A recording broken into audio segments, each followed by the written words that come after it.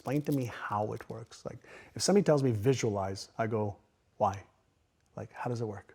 Like if you ask me to visualize, like, why does it work? Like, why should I invest my time on that versus something else? If you're asking me to use affirmations, like how specifically, why, how does it work? If you're asking me to emotionalize, well, what's happening in me that tell me I need to create these false senses of feelings?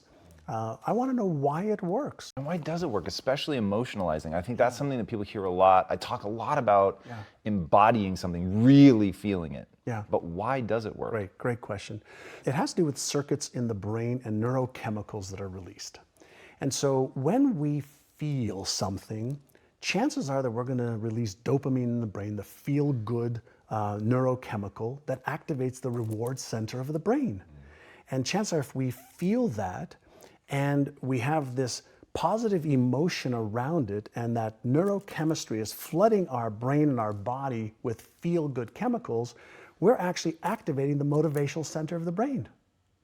And so when we visualize, when we set a goal, when we take an action step, when we emotionalize, when we read our goals, the initial flood of neurochemicals, dopamine, serotonin, feel-good chemicals, and then if we share it with a friend, oxytocin, those three neurochemicals, those are the neurochemicals of goal achievement. But then there's the other side of it, the other circuits of fear, of stress, where norepinephrine, cortisol, or epinephrine, the stress hormones can be released as well. And so I'm fascinated and I want to teach people the stuff that we've learned about beliefs, self-esteem, self-worth, fears, and the stuff that really holds people back. Because all the how to get healthy and stay healthy, we know. How do I build a business and sustain it? We know. How do I get into a relationship and make it successful? We know. We know most of the how-to for anything that anybody wants to do in this time frame that we live in. So the how-to is the easiest part of the equation.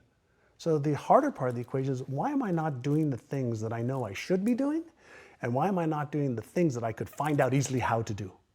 Let's talk about that. So in your real estate company, you said, I'm giving everyone the same training, they're reading all of the same books, and yet they're not getting the same results. And it wasn't like, oh, well, the smart people are doing better than the dumb people. You said sometimes it was people that you were like, God, in real life, this guy's not that bright, but he's crushing it. So what ended up being the difference between the people who didn't do anything with the information and those that did? So this is going back sometimes, I think in 1992, we were stuck, but I knew there was more possibility. There was room for growth.